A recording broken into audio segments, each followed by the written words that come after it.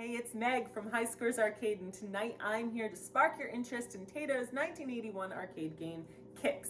Q-I-X, in case you never knew how to say it. But it is Kix, and it's probably the game in the arcade that I personally have the longest history of playing. There's nothing really out there like it, and so I can see where it might have been very interesting to approach at first, but it is a brutal game, very difficult to master, and I can see where the average person might walk on and choose something that might get them longer gameplay for their quarter. Despite its quick time kind of in the arcade, it does hold a couple of special interest points for Taito historically. It is the first American designed Taito game, so the first one that they designed here didn't have it ported from overseas. It was designed by a husband and wife couple, Sandy and Ramsey, and they also designed Electric Yo-Yo for Taito, which if you've ever played that, also features very unique gameplay. So that couple must have had a thing for the quirk.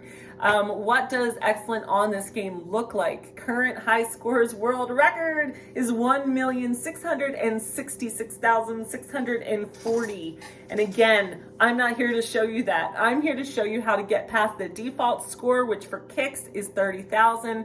For those of you who don't know, the default score is the one set by the manufacturer that says you must be at least this good to get your name on our machine. So 30,000 it is for Kix. Let's go take a look to see how we can do it. So to play Kix, you are controlling this marker that always starts at the bottom center of the screen. Your goal is to draw blocks in order to claim area of the screen for yourself to the tune of 75% or more. 75% will clear the level. Everything over 75% will yield you a 1,000-point bonus for every percentage point above the default. Now, of course, you have to do so while avoiding your enemies. Your enemies are the Kix itself, which is this seemingly randomly moving screensaver type fella that you see terrorizing me here on the board, as well as what's called the sparks, which move along the perimeter and ultimately along any line that you yourself have completed.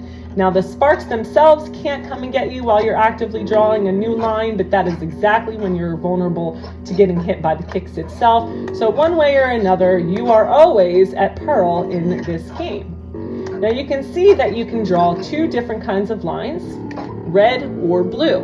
The blue go much faster and allow you to complete more total area in a quicker fashion. So if you're new to the game, I'd say stick to the blue. But what many people do is follow what I call the peninsula theory, or not just me, everybody calls it that. And what you do there is edge out the portion of the screen that you kind of want to claim, and you do so with the quicker moving blue to create little barriers for yourself. You leave open just a little bit at the very end so that you complete it with a red line, and that way you can claim a bigger space with the higher scoring red lines, but be a little less risky about it because you don't have to make any big moves with the slower moving line. I got myself in a little bit of a pickle here. So, as you can see, I don't know if I'm going to get too far past the 75%.